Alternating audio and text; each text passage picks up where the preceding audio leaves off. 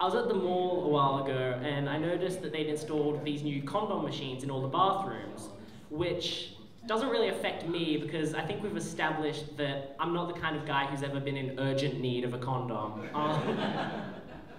But I found it really weird because I'd always assumed condom machines were there just in case, but these ones were actually trying to get you laid. Like, they sold deodorant, breath mints, cologne, breath spray, all this stuff that would probably smell a lot better if you bought it in a room free from defecation.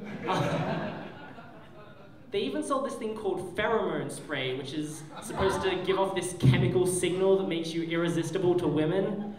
That belongs in a date rapist's toolkit, not a vending machine. I'm just glad they stopped short of selling Rohypnol and chloroform. Also, if a woman is willing to sleep with you because of some $2 cologne you got from the bathroom, you're going to need that condom.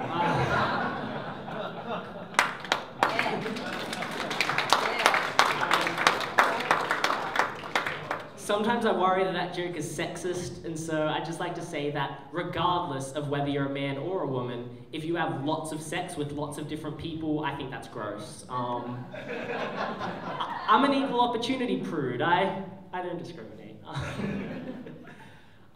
Back when I was in year 5, I had a crush on this girl, and we were doing that playground style of flirting where instead of telling a girl you think she's pretty, you throw rocks at her. That's still my best move, by the way. I'm very alone. Anyway, I had it on good authority that this girl liked me back, and so when the night of the school disco came around, I decided it was time to make my move.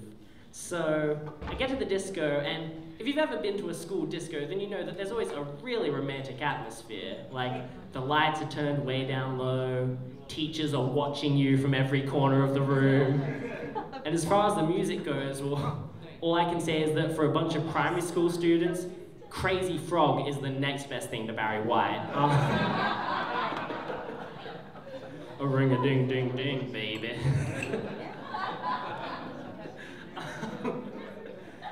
Anyway, I wait for a slow song to come on, and one finally does, so I go up and ask this girl to dance, and she says yes. So we start dancing, you know, her hands are on my shoulders, my hands are on her waist, and that amount of touching is a huge deal for an 11-year-old. Like, slow dancing is pretty much the 5th grade equivalent of getting a blowjob. Or at least it used to be. Nowadays, the 5th grade equivalent of getting a blowjob is getting a blowjob.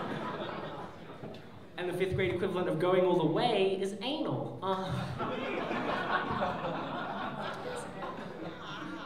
Also, I later found out that this girl danced with 4 other guys that night, so what a slut. Anyway, I'm dancing with this girl, and I finally work up the courage to tell her that I like her. And then she asks, why me? But not like a tormented kind of, oh God, why me? You know, not like how women talk to me now. She just wants to know. And so a lot of guys in this situation would say, oh, because you're pretty and you're smart and you have a great personality and all that other generic bullshit that guys say. But I went for a different approach. I looked her in the eye and I said, I think the reason I like you so much is because you remind me a lot of myself. And, like, maybe a bit narcissistic. Like, I can't imagine that made her feel really special inside. I mean, what I was basically saying was, hey, I really, really like me. And you're kind of like me, so close enough.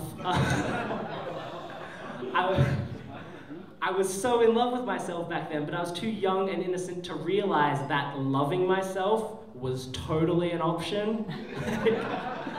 All that time spent chasing girls, and I had true love literally in the palm of my hand. That's it from me. I'm Simon Bauer. Thank you.